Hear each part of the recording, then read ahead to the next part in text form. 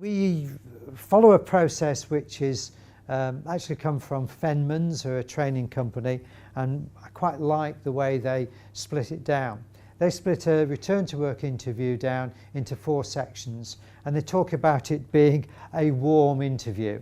The W stands for welcome, the A stands for absence, which has to be discussed, the R stands for responsibility, and the M stands for move on.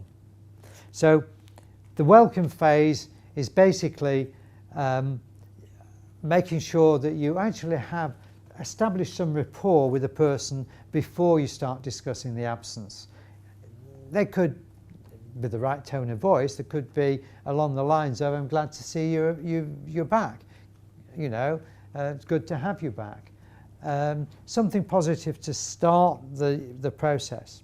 But then you need to discuss the absence and what sort of things would you want to do if you were discussing an employee's absence? What sort of questions would you want to ask? Why?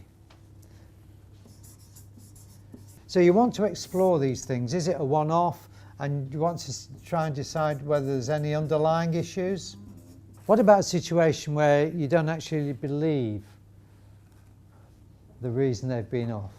And certainly if you're getting recurrent sickness and diarrhea over, what's the word I want, significant points in the calendar, you know, that's a useful question. You can quite easily say, if you've got 4 periods of sickness, we are entitled to invite you to an interview, we're entitled to ask you for permission to approach your doctor.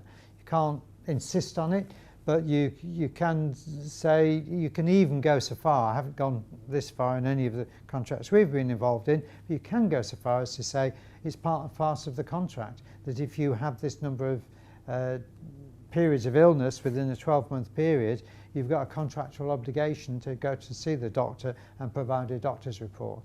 If you're concerned about whether it's genuine or not, you've really just got to go through a procedure, and I would say to have a plan. My experience, unfortunately, is that often I find people start along the procedures and somehow they forget somewhere along the procedures that they've got a problem.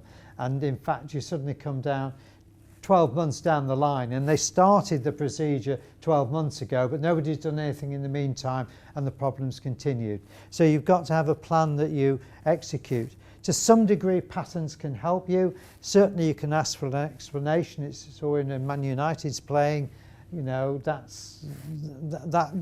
you can question where you've got reasons for doubts, and you should confront them where you've got reasons for doubts. But I mean, nobody suggested this today, but I do get periodically, mostly new clients, wanting to actually accuse somebody of lying, and don't need to do that.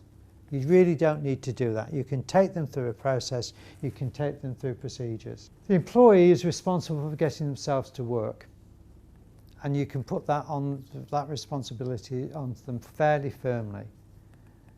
They've got a contract to be at work, and if they're not at work, then they need to take responsibility for whatever is stopping them getting to work. What have you got to think about? What are your responsibilities? Because the things that can come back at you if you're not careful are things like bullying.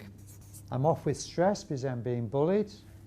Harassment. I would say role ambiguity, because that causes stress. 2 bosses with 2 different sets of expectations, so the individual doesn't know where they are, what to do. So there are some circumstances where you might have to consider your responsibilities as an employer.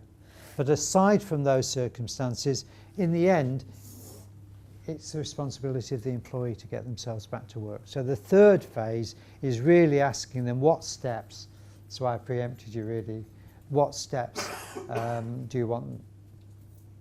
you take in order to get yourself back at work? And the final phase, move on, is simply make sure at the end of the interview you've got some process where it doesn't end on a bad note, really. Usually the best thing to do is to move it on to some work task that you've got to deal with at that time.